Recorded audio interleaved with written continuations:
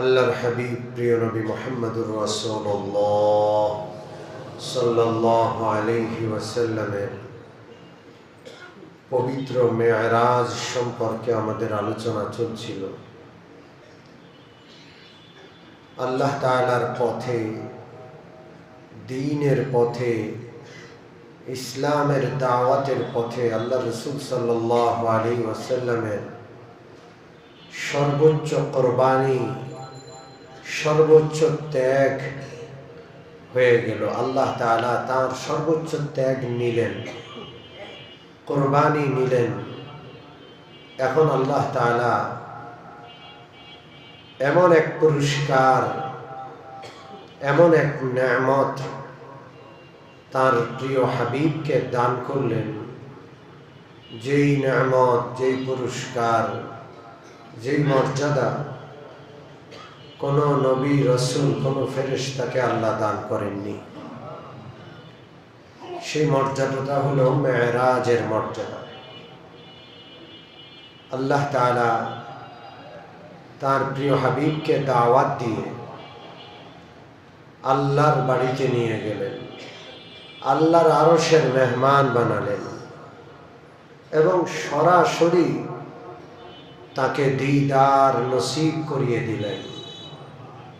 আমরা জান্নাতে গেলে, জান্নাতে যাওয়ার পরে সর্বশেষ যে নেয়ামতটা পাবো সেটা হলো মালিক এর দিদার। সেই দিদার নামক নেয়ামত, সরাসরি সাক্ষাতের দৌলত, এই সৌভাগ্য আল্লাহ তাআলা তার প্রিয় হাবিবকে পৃথিবীতেই দান করিলেন। আল্লাহু আকবার।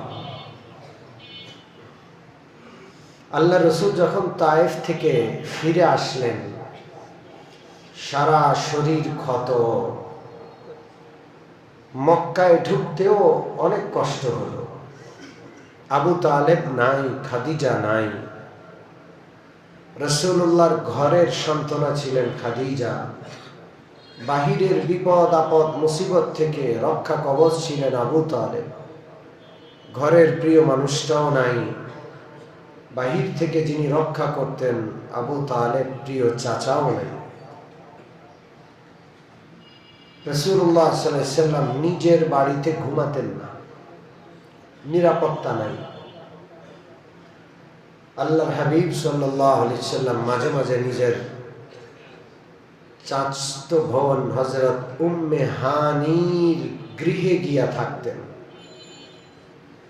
আজকের রাতটা তো রাসূলুল্লাহ সাল্লাল্লাহু আলাইহি ওয়াসাল্লাম হযরত উম্মে হানির ঘরে রাত যাপন করছেন, শুয়েছেন, কিন্তু চোখে ঘুম নাই।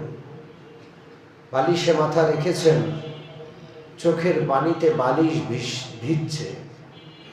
তিনি কিভাবে দাওয়াতি কাজ করবেন কোনো বিষয় তার মাথায় ধরছে না। মক্কাতে তো তিনি আগেও দাওয়াত দিয়েছেন, এমন একটা পর্যায়ে এখন কেউ দাওয়াত শুনে না। সফর করে তায়েফ গেলেন, সেখান থেকেও তিনি ফিরে আসলেন, কেউ গ্রহণ করল না। আল্লাহ রসুল বালিশে মাথা রেখে কাঁদছেন, কাঁদতে কাঁদতে চোখ লেগে আসলো। এমন সময় আল্লাহ তাআলা হযরত জিবরিল, হযরত মিকাঈলকে পাঠালেন। দুইজন ফেরেশতা আসলেন। অলৌকিক সফর শুরু হল। এই সফরের শুরু হলো অলৌকিকতা দিয়ে। জিবরিল এবং হযরত ইসরাফিল ঘরের দরজা দিয়ে আসলেন না, ঘরের ছাদটা ফেটে গেল অলৌকিকভাবে। ওই ছাদের ফাটা অংশ দিয়ে হযরত জিবরিল, হযরত মিকাঈল ঘরে প্রবেশ করলেন। রাসূলুল্লাহ সাল্লাল্লাহু আলাইহি ওয়াসাল্লামকে জাগ্রত করে বসালেন, সালাম দিলেন এবং মহান রব আল্লাহ তাআলার দাওয়াতি সালাম পৌঁছালেন। আল্লাহর হাবিবকে বলা হলো, ইয়া রাসূলুল্লাহ, স্বয়ং আল্লাহ রাব্বুল আলামিন আপনার সাক্ষাৎ প্রার্থী। স্বয়ং আল্লাহ তার হাবিবের সাক্ষাৎ কামনা করছেন। আল্লাহু আকবার। আল্লাহ আপনাকে আল্লাহর বাড়িতে, আল্লাহর আরশের মেহমান হওয়ার দাওয়াত দিয়েছে। নবীজিকে উঠানো হলো, বসানো হলো। আল্লাহর হাবিবকে ঘর থেকে বের করে মক্কার কাবা ঘরের পাশে জায়গা হাতিমে আনা হলো। নবীজিকে শোয়ানো হলো। হাতিমে শুয়ে নবীজির ওপেন হার্ট সার্জারি করা হলো। সিনা মোবারক ফাড়া হলো। ফেড়ে জান্নাত থেকে স্বর্ণের তস্তরি আনা হলো, পেয়ালা। এক পেয়ালার মধ্যে জমজম পানি, আর এক পেয়ালার মধ্যে রাসূলুল্লাহর ভিতরের সিনাখানা বুক ফেড়ে বের করে সেখানে রাখা হলো। অপারেশন করলেন কে? হযরত জিবরিল আলাইহিস সালাম। কে অপারেশন করলেন? এই যে ওপেন হার্ট সার্জারি, আরবিতে শাক্ক সদর বলা হয়। এই ঘটনা এই প্রথম না, এটা চতুর্থবার। এটা কত নম্বর? কয় নম্বর বার? চতুর্থ। প্রথম হয়েছিল 5.5 কিংবা 6 বছর বয়স, যখন রাসূলুল্লাহ বিবি হালিমার কাছে ছিলেন। হযরত হালিমার ওখানে বাচ্চাদের নিয়ে তিনি খেলছেন। একদিন সন্ধ্যাবেলায় বাচ্চারা দেখলো সাদা পোশাকের বড় 2 জন ব্যক্তি আসলেন, মুহাম্মদুর রাসূলুল্লাহকে শুইয়ে তার বুকটা ফেড়ে ফেললো। বাচ্চারা ভয়ে চিৎকার করতে করতে পালালো। প্রথমবার। দ্বিতীয়বার হলো 18 কিংবা 20 বছর বয়সে, যখন ছেলেমেয়েরা যৌবনের উন্মত্ততায় অনেক সময় পথ হারিয়ে ফেলে। তৃতীয়বার হলো আল্লাহর হাবিব সাল্লাল্লাহু আলাইহি ওয়াসাল্লামের 40 বছর বয়স, যখন নবীজিকে নবুয়তের দায়িত্ব দেওয়া হবে, নবুয়তের আমানত দেওয়া হবে, সে তখন সিনা তথা ওপেন হার্ট সার্জারি করা হলো। আর সর্বশেষ চতুর্থবার হলো যখন ঊর্ধ্ব জগতের ভ্রমণে নেওয়া হবে। সেই সময় মেরাজের সফরের শুরুতে রাসূলুল্লাহর সিনা মুবারক অপারেশন করা হলো। প্রথমবার অপারেশন করে শিশু সুলভ যে কিছু দুষ্টমি আছে, ওই দুষ্টমির স্বভাবগুলো রাসূলুল্লাহর সিনা থেকে বের করা হলো। দ্বিতীয়বার ওপেন হার্ট সার্জারি করে যুবক সুলভ তারুণ্যের যে কিছু মাতলামি আছে সেগুলো বের করে ফেলে দেওয়া হলো। তৃতীয়বার নবুয়ত লাভের যোগ্যতা দেওয়া হলো। নবুয়ত সাধারণ কোনো দায়িত্ব না, অসাধারণ। আর এই নবী শুধু নবী নন, সকল নবীদের নবী। সুবহানাল্লাহ বলবেন না? সকল নবীদের নবী, গোটা সৃষ্টির নবী, জিবরিল আজরাইলের নবী। নবুয়তের দায়িত্ব গ্রহণ করার জন্য, ধারণ আর বহন করার জন্য যে যোগ্যতা আল্লাহর পক্ষ থেকে ওপেন হার্ট সার্জারি করে সে নবুয়তি যোগ্যতা সিনায় দেওয়া হলো। আর আজকে যেটা করা হচ্ছে মেরাজের সফরের সময়, এটা হলো ঊর্ধ্ব জগৎ ভ্রমণের মতো যোগ্যতা। ওখানে যাওয়া যাত্রার কাজ না। কোনো ব্যক্তি যদি সফর করতে হয় ঊর্ধ্ব জগতে, রকেটে, তাকে অনেক দিন প্রস্তুতি নিতে হয়। হয় কি হয় না? জোরে বলেন। এই যে চাঁদে যায়, মহাশূন্য ভ্রমণে যায় বিভিন্ন সময় বিজ্ঞানীরা, ওরা অনেক প্রস্তুতি নেয়। ওখানের আবহাওয়ার সাথে এই মাটি রক্ত মাংসের শরীর খাপ খায় না। রাসূলুল্লাহ তো এমন জায়গায় যাচ্ছেন যেই জায়গায় সারা পৃথিবীর সমস্ত বিজ্ঞানীরা কিয়ামত পর্যন্ত গবেষণা করে, ওই জায়গা তো দূরের কথা, ওইটার 1000 কোটি ভাগের 1 ভাগও যেতে পারবে না। আল্লাহ রাসূল সাল্লাল্লাহু আলাইহি ওয়াসাল্লামের সিনা মুবারক থেকে নবীজির কলবটা বের করে জমজমের পানি দিয়ে ধোয়া হলো, পরিষ্কার করা হলো, আবার আগের জায়গায় স্থাপন করা হলো। আল্লাহর পক্ষ থেকে আনিত হিকমত, ইলম, নবুয়তি, আরো প্রজ্ঞা, আরো যা আল্লাহ দিতে চাইলেন সেগুলো রাসূলুল্লাহর সিনার ভিতরে দিয়ে দেওয়া হলো। হযরত জিবরিল শুধু সিনাটাকে জোড়া দিয়ে হাতটা শুধু এমনি মুলে দিলেন, আগের চেয়েও সুন্দর হয়ে গেল। এখন ভ্রমণের পালা। আল্লাহ রাসূল সাল্লাল্লাহু আলাইহি ওয়াসাল্লামের মেরাজ ভ্রমণ প্রথম মক্কা থেকে মসজিদে হারাম থেকে মসজিদে আকসা পর্যন্ত হলো যুগ। এটা হলো মাটির জগতে। এই জগতেই প্রথম ভ্রমণের শুরুটা শুরু হলো এবং প্রথম অংশ, ভ্রমণের প্রথম অংশ বাইতুল মুকাদ্দাস।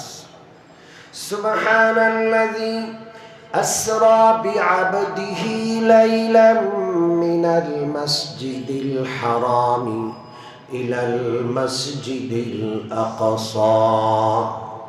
মহাপবিত্র সে আল্লাহ রাব্বুল আলামিন, যিনি তার নবীজিকে রাত্রের সামান্য অংশে মসজিদুল হারাম থেকে মসজিদুল আকসায় নিয়ে গেলেন।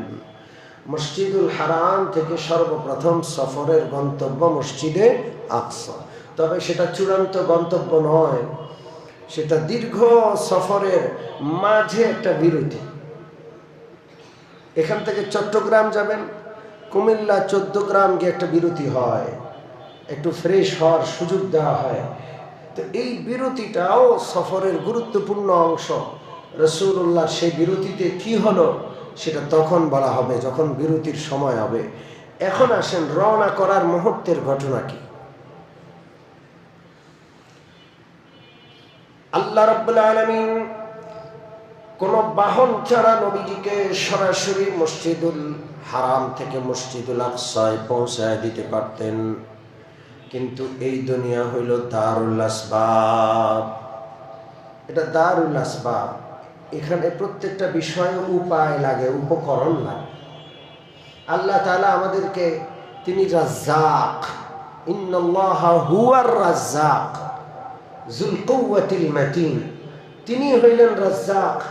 তিনি আমাদেরকে চাকরি বাকরি, ব্যবসা, ক্ষেত খামার এগুলো ছাড়াও খাওয়াইতে পারতেন, কিন্তু এটা উপায় উপকরণের জগৎ। হয়তো ব্যবসা করতে হবে, হয়তো একটা কামাইয়ের মাধ্যম ধরতে হবে, এরপরে আল্লাহ ওই মাধ্যমে পিছন থেকে আল্লাহ কি দিবেন, আপনাকে রিজিক দিবেন।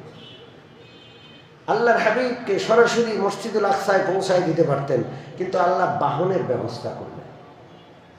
তবে দুনিয়ার সাধারণ বাহন নয়, অলৌকিক সফর। আল্লাহ রাব্বুল আলামিন এমন এক অলৌকিক বাহনের ব্যবস্থা করলেন, পৃথিবীর কেউ সেই বাহন কোনোদিন দেখে নাই। রাসূলুল্লাহর নাম বলেছেন, সেই জন্য আমরা নামটা শুনেছি। ওই বাহনটার নাম হলো বুরাক। এটা একটা পশু। এই পশুটা আজব পশু। খচ্চর আর গাধার মাঝামাঝি পশুটা। এই পশুটা এত দ্রুতগামী, এক কদম আরেক কদম, এক পাও থেকে আরেক পাও যে পদক্ষেপ দেয়, এক একটা পদক্ষেপের দূরত্ব হইল মুনতাহায়ে বসর। চোখের দৃষ্টি সীমা যতটুকু, এক কদমে অতটুকু দূরত্ব অতিক্রম করে ফেলে। আল্লাহ! বোরাক নামক বাহন পৃথিবীর কেউ দেখে নাই। এই বাহনটা দুনিয়াতে নাই। এই বাহনটা আল্লাহ জান্নাতের জন্য তৈরি করেছেন। দুনিয়াতে এই বাহনটাকে রাসূলুল্লাহর বাহন হিসাবে একটু সময়ের জন্য আল্লাহ পাঠিয়েছেন। সুবহান! আল্লাহ রাসূল বোরাকে আরোহণ করলেন। কোন বর্ণনায় আছে রাসূলুল্লাহ বোরাকের কাছে যখন গেলেন আরোহণ করবেন, বোরাক খুশিতে লাফাচ্ছিল। হযরত জিবরিল আলাইহিস সালাতু ওয়াস সালাম ধমক দিলেন, রে বোরাক, তুই কি জানিস তোর পিঠে আজকে কে আরোহণ করবে? কেন লাফালাফি করছিস? বেয়াদবি হচ্ছে না? হযরত জিবরিল শুধু ধমক দিলেন, বোরাক লজ্জা পেয়ে গেল। ছোট বাচ্চাদের যখন লজ্জা পায় ঘামায়া যায় সারা শরীর। হযরত জিবরিলের ধমক খেয়ে বোরাকের সারা শরীর যেন ঘর্মাক্ত হয়ে যায়। আল্লাহ! রাসূলুল্লাহ আরোহণ করলেন। জিবরিল আল্লাহর রাসূলের পিছনে বোরাকে আরোহণ করলেন। বোরাক চলা শুরু করলো। সামান্য কিছু দূর চলতে না চলতেই একজন বৃদ্ধা মহিলা, পিঠটা কুঁজু হয়ে গেছে, চরম বার্ধক্য, সারা শরীরের সমস্ত চামড়াগুলো বটে গেছে, চোখের পলকটা, চোখের উপরের পাতাটাও একেবারে ঝুলে পড়ে গেছে। ওই বৃদ্ধা মহিলা কুঁজু, সামান্য করে মাথা উঠে হাত তোলে ডাক দেয়, একটু থামুন। এই বৃদ্ধা এত দুষ্ট, জোয়ান সাজার চেষ্টা করছে, যুবতী হওয়ার মেকআপ করে, বিভিন্ন সাজসজ্জা, সোনা রূপার অলংকার ব্যবহার করে নিজের যৌবন দেখানোর চেষ্টা করছে। বুড়ি যদি বেশি সাজে, এই বুড়িরে বান্দরের মতো লাগবে। কথা ঠিক কি ঠিক না? তুই বুড়ি, তুই জোয়ান শাস্তি গেলি কেন? এই দশা হলো এই বুড়ির। হাত তুলে দাঁড় করানোর চেষ্টা করে ডাক দেয়, থামুন। হযরত জিবরিল আলাইহিস সালাতু ওয়াস সালাম বিশ্ব নবীকে নিষেধ করলেন, ইয়া রাসূলুল্লাহ, এই বুড়ির আহ্বানে আপনি সাড়া দিবেন না, আপনি সামনের দিকে এগিয়ে চলুন। হযরত জিবরিলের কথায় বিশ্ব নবী দাঁড়ালেন না, কর্ণপাত করলেন না, সামনের দিকে এগুলেন। কিছু দূর যাওয়ার পর এক বৃদ্ধ, তারও পিঠ কুঁজো হয়ে গেছে, দাড়ি সাদা হয়ে গেছে, চুল সাদা হয়ে গেছে, গায়ের পশম, এমনকি চোখের ভুরুটা পর্যন্ত সাদা। এই বুড়াও জওয়ান সাজার চেষ্টা করছে, হাতে লাঠি ভর করে হাতটা তুলে রাসূলুল্লাহ সাল্লাল্লাহু আলাইহি ওয়াসাল্লামের দৃষ্টি আকর্ষণ করলো এবং দাঁড়ানোর কথা বলল, থামুন। হযরত জিবরিল আলাইহিস সালাতু ওয়াস সালাম নবীজি করলেন, ইয়া রাসূলুল্লাহ, ওই দিকে তাকাবেন না, একটু পরিমাণ থামবেন না, স্লো করবেন না, গতি কমাবেন না, আপনি সামনের দিকে চলতে থাকুন। আল্লাহর রাসূল সামনের দিকে চলা শুরু করলেন। কিছুক্ষণ পর নবীজি তাকায় দেখলেন একদল লোক দাঁড়ায় আছে, সব নুরানি চেহারার মানুষ। এই লোকেরা থামতে বলে না, শুধু সালাম দেয়, আসসালামু আলাইকা ইয়া আউয়ালু, আসসালামু আলাইকা ইয়া আখিরু, আসসালামু আলাইকা ইয়া হাশিরু। আপনার প্রতি শান্তি হে আউয়াল। রাসূলুল্লাহ সাল্লাল্লাহু আলাইহি ওয়াসাল্লাম আল্লাহর সৃষ্টির সবার আগের সৃষ্টি। সবার আগের আল্লাহ কাকে সৃষ্টি করেছেন? মুহাম্মাদুর রাসূলুল্লাহ সাল্লাল্লাহু আলাইহি ওয়াসাল্লাম। আসসালামু আলাইকা ইয়া আখিরু, আল্লাহ রাসূল সাল্লাল্লাহু আলাইহি ওয়াসাল্লাম সর্বশেষ নবী, এই জন্য আখিরু বলে ডাক দিলেন। আসসালামু আলাইকা ইয়া হাশিরু, আসসালামু আলাইকা ইয়া হাশির, যিনি হাশরের ময়দানে শৃঙ্খলা ফিরে আনবেন। হাশরের ময়দানে এক বিশৃঙ্খল পরিস্থিতি হবে, মানুষ হতাশ হয়ে যাবে। কি করবে মানুষ? ঘামের সাগরে সাঁতার কাটতে থাকবে, পাগল পারা হয়ে চিৎকার করবে, হায় আমাদের কি হবে? হিসাব কিতাব হয়ে যায়, জাহান্নামে দিলে জাহান্নামে দিয়ে দেখ, আর এখানে হচ্ছে না, এখানে সহ্য হচ্ছে না। গোটা হাসরবাসী আদম আলাইহিস সালাতু ওয়াস সালামের কাছে যাবেন। আদম বলবেন আমার কিছু করার নেই। নূহ আলাইহিস সালাতু ওয়াস সালামের কাছে যাবেন। নূহ আলাইহিস সালাম অপারগতা প্রকাশ করবে। ইব্রাহিম আলাইহিস সালাম, মূসা, ঈসা সবার কাছে যাবে, সবাই অপারগতা প্রকাশ করবে। সবাই সর্বশেষ মুহাম্মাদুর রাসূলুল্লাহ সাল্লাল্লাহু আলাইহি ওয়াসাল্লামের নিকট আসবেন। আল্লাহর নবী সবার জন্য মাকামে মাহমুদে আরোহণ করে আল্লাহর প্রশংসায় সেজদায় পড়ে যাবেন। এমন প্রশংসা করবে, পৃথিবীর কেউ এমন প্রশংসা আর শুনেনি। সেজদায় পড়ে কান্নাকাটি করে গোটা হাসরবাসীর জন্য হিসাব কিতাব শুরু করার জন্য সুপারিশ করবেন। আল্লাহ তাআলা তার সেই সুপারিশ কবুল করে হাসরবাসীর হিসাব শুরু করবেন। আল্লাহু আকবার। আল্লাহ রাসূল সাল্লাল্লাহু আলাইহি ওয়াসাল্লাম এই দল যে সালাম দিলেন, হযরত জিবরিল বললেন, ইয়া রাসূলুল্লাহ, আপনি সালামের জবাব দেন। নবীজি সালামের জবাব দিলেন। জিবরিল আলাইহিসসালাম বললেন, প্রথম যে বুড়ি আপনাকে ডেকেছিল সেই বুড়ি হলো দুনিয়া। দুনিয়াটাকে আল্লাহ একটা বুড়ির আকৃতি দিয়ে দাঁড় করে রাখছেন। দুনিয়াটা একেবারে বার্ধক্যে, যেমন এই বুড়ির শেষ বয়স বার্ধক্যে, দুনিয়া বার্ধক্যে। শেষ নবী এসে গেছে মানে দুনিয়া শেষ। এখন কিয়ামতের অপেক্ষা। শেষ নবীর আগমন কিয়ামতের একটা গুরুত্বপূর্ণ আলামত। দুনিয়ার হায়াত শেষ। এই বুড়িটা যতদিন বাঁচবে দুনিয়ার হায়াত ততদিন। দুনিয়া আগে যৌবন ছিল দুনিয়া। কওমে আদ, কওমে সামুদ, কওমে হুদ, কওমে লূত, তারা দুনিয়ার যৌবন পার করছে। এখন দুনিয়ার বার্ধক্য। বুড়ির প্রেমে কেউ যদি পড়ে, এটা কি বুদ্ধিমান নাকি বোকা? জোরে বলেন। আজকে আমরা বোকা হয়ে গেছি। আমরা বুড়ি দুনিয়ার প্রেমে পড়ছি। কেউ বাড়ির প্রেমে, কেউ গাড়ির প্রেমে, কেউ পয়সার প্রেমে, কেউ ক্ষমতার প্রেমে। ঠিক কি ঠিক না? মনে রাখবেন, এই বুড়ির মহাব্বত হারাম। দুনিয়ার মহাব্বত রাখা যাবে না।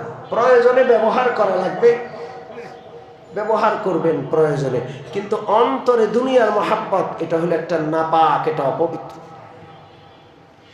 এটা একটা মাত্রা আছে, ওই মাত্রা অতিক্রম করলে চরম হারাম।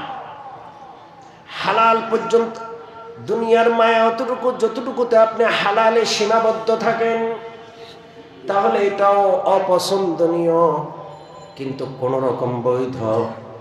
কিন্তু দুনিয়ার মায়া যদি এত বেশি হয় যে হালাল অতিক্রম করে হারামও চাই, এরকম মহব্বত আছে না নাই?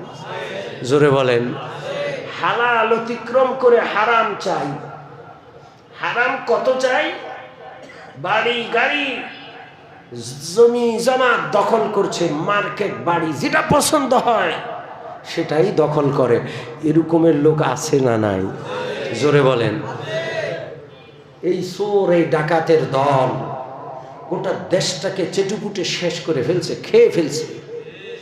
ব্যাংকগুলো দেউলিয়া করে গেছে। বড় আশ্চর্যের বিষয় হলো, যারা লুটেরা ব্যাংক লুট করেছে, ঋণ খেলাপি।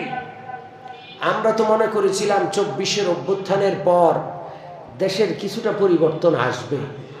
বড় আশ্চর্যের বিষয়, এখনো যারা নমিনেশন পেয়েছে এবার, এদের অনেকেই ঋণ খেলাপি আছে। কি আজব! ব্যাংকে কার টাকা? জনগণের টাকা। ব্যাংক টাকা দিতে পারছে না, ব্যাংকগুলো দেউলিয়া, টাকা দিতে পারছে না। এক একটা মানুষ সারা জীবনের উপার্জিত সম্পদ ব্যাংকে আমানত রেখেছে 40 লক্ষ টাকা, এখন 2000 টাকার জন্য গেলেও ব্যাংক দিতে পারে না। তো ওই লুটেরাগুলো এই জনগণের টাকাই তো লুট করেছে। এদের ভিতরে দুনিয়ার নাপাক মহব্বত এতটা বেশি, এরা হালালের সীমা অতিক্রম করে হারামেরও সীমা অতিক্রম করছে। আর একটা তো সীমা আছে, তুই নাহলে 2 কোটি 5 কোটি চুরি করতি, তুই 1000 কোটি গোটা দেশের ব্যাংক খাত লুট করে নিয়ে গেলি। আর এই লুটেরাদের কাছে দেশ অসহায়, প্রশাসন অসহায়, নির্বাচন কমিশন অসহায়, আইন আদালত সবকিছু অসহায়। গত 54 বছর ইতিহাসে আজ পর্যন্ত একজন ঋণ খেলাপি লুটেরার বিচার হয় নাই। কি আজবের দেশে বসবাস! এই পচা গান্দা দুনিয়ার মহাব্বত যাদের কলবে, ওই লোকগুলোরে আমরা নেতৃত্বের আসনে বসাতে চলেছি।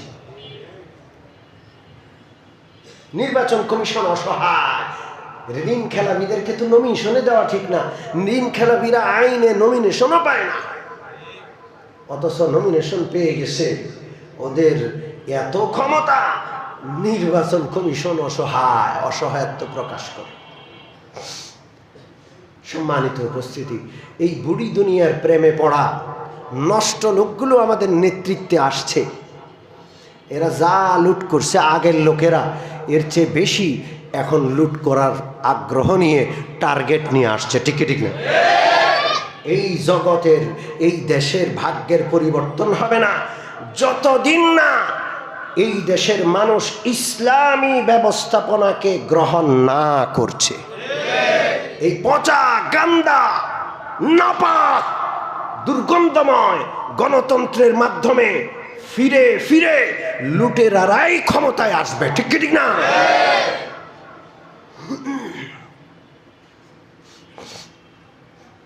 বুড়িরে বিয়ে করতে গেছে, বুড়ির প্রেমে পাগল হয়েছে। এই জন্য আল্লাহওয়ালারা দুনিয়ার মোহাব্বত অন্তরে জায়গা দেন না, হালালকে ঘৃণা করে। এই পৃথিবী দুনিয়া এমন একটা বিষয় যে হালালের হিসাব দিতে হবে আর হারামের জন্য শাস্তি ভোগ করতে হবে। কথা কি বুঝে আসছে? দুনিয়ার হালালটাও হিসাব দিতে হবে আর দুনিয়ার হারামের জন্য শাস্তি। জোরে বলেন। যারা হাজার হাজার কোটি টাকা লুট করে নির্বাচন কমিশনকে অসহায় করলো, দেশের আইন আদালতকে অসহায় করলো, সব কিছু অসহায়, কেউ কিছু করতে পারবে না, তো আল্লাহরেও অসহায় করে দিবে। বলেন, জোরে বলেন। তবে এই ব্যবস্থাপনাকে আরেকটা অভ্যুত্থান লাগবে, যে অভ্যুত্থানে এই ব্যবস্থাপনার বিপক্ষে অভ্যুত্থান।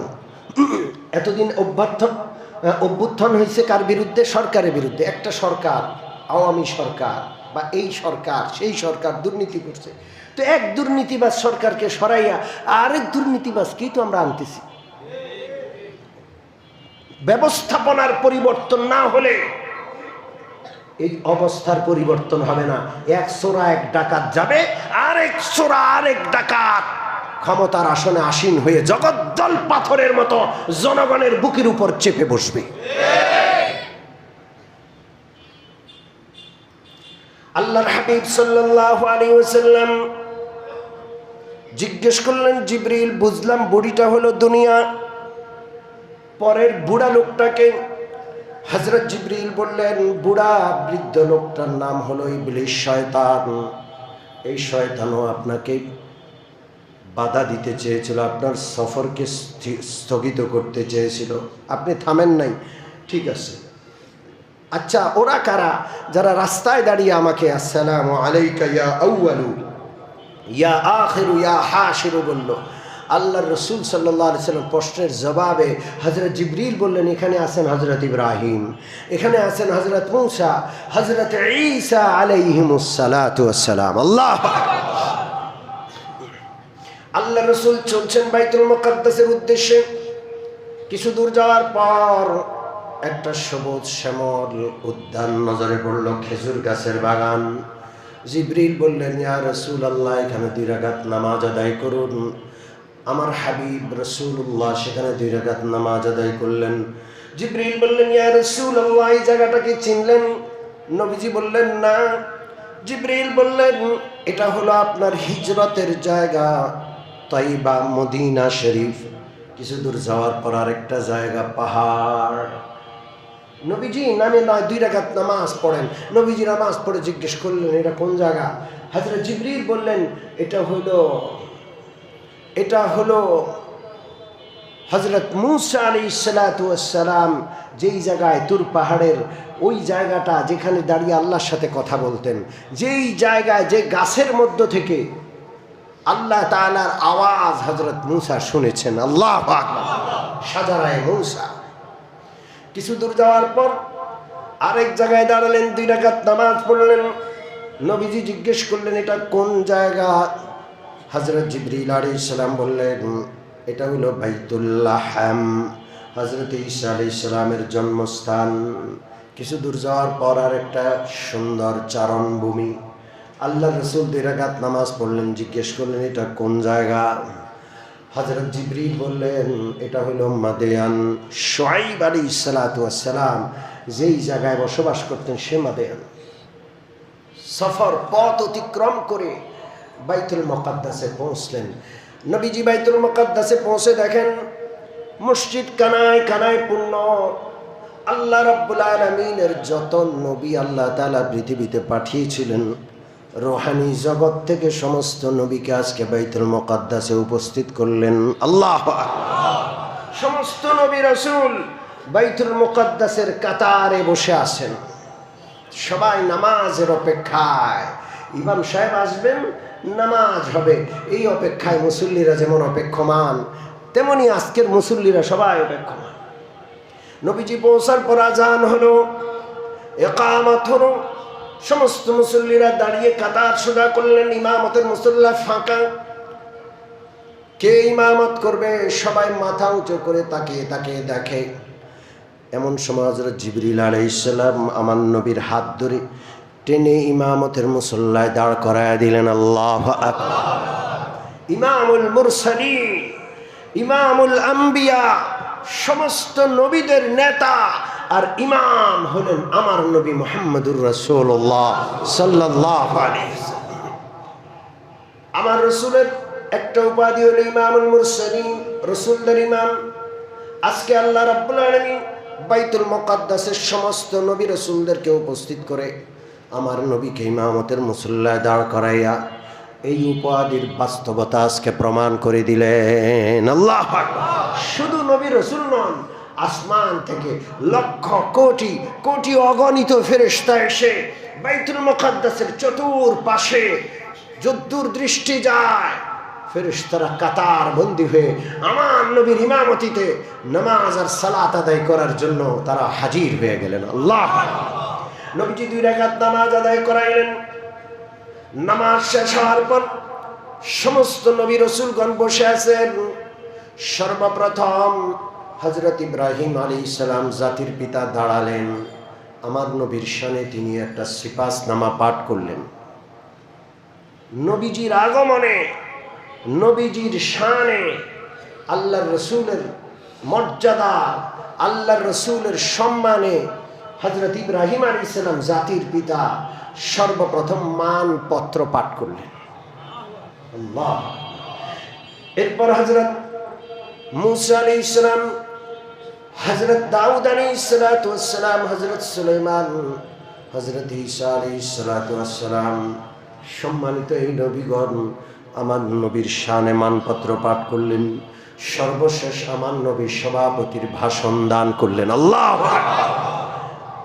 নবীর ভাষণের মাধ্যমে, সভাপতির সমাপনী বক্তব্যের মাধ্যমে আজকের বাইতুল মুকাদ্দাসের ঐতিহাসিক সমাবেশ সমাপ্ত হলো। আল্লাহ আকবার। প্রধান মেহমানের সম্মানে সামান্য পানীয়র ব্যবস্থা করা হলো। হযরত জিবরিল একখানা পাত্র করে কয়েকটা পেয়ালা আনলেন। একটা পেয়ালায় পানি, একটা পেয়ালায় মধু, আরেকটা পেয়ালায়, একটা পেয়ালায় পানি, আরেকটা পেয়ালায় শরাব, আরেকটা পেয়ালায় দুধ। আল্লাহ রাসূল সাল্লাল্লাহু আলাইহি ওয়াসাল্লাম দুধের পেয়ালাটা গ্রহণ করলেন, পান করলেন। হযরত জিবরিল বললেন, আসাবতাল ফিতরা ইয়া রাসূলুল্লাহ, আপনি স্বভাবসুলভ উত্তম সিদ্ধান্ত নিয়েছেন।